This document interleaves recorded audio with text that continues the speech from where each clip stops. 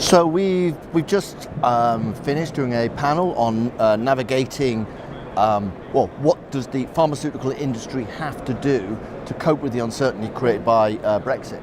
And actually what we did is we kicked it off with a presentation from Angela around a survey that IQVIA has just conducted. So Angela, do you want to just tell us what it was? So we really wanted to create like an evidence-based narrative around the uncertainty that surrounds Brexit. So we did a survey across the world. We had 127 predominantly C-suite executives respond to that survey. Fieldwork was done in February.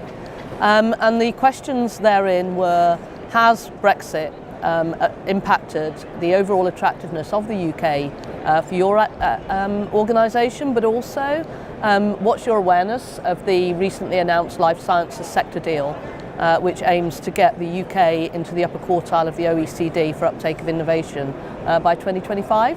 So we closed the fieldwork last Friday, did all the analysis over the weekend, and the survey highlights, maybe lowlights, are that 50% of those respondents said that yes, Brexit has impacted the overall attractiveness of the UK for their organisation.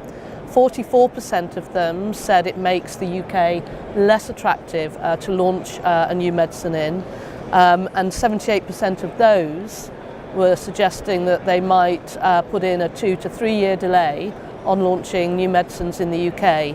And you have to put that against a backdrop of the fact that at the moment the UK is the third highest country in the world in which global pharma chooses to launch its medicines, falling only behind the US and Germany.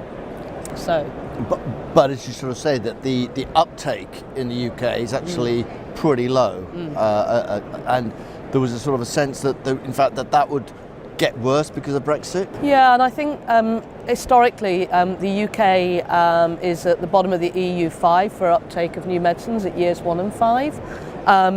And it's almost like Brexit kind of has created this perfect storm, and that global pharma has really got beyond impatient with the UK.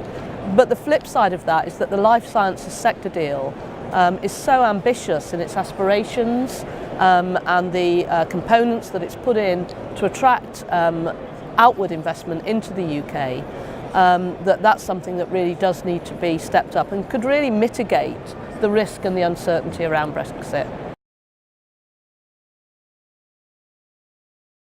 I was surprised at the low awareness of the life sciences sector deal. First of all, amongst UK executives, where nearly 40% of them who responded weren't aware of it, and about a third of the respondents across the globe were unaware of it.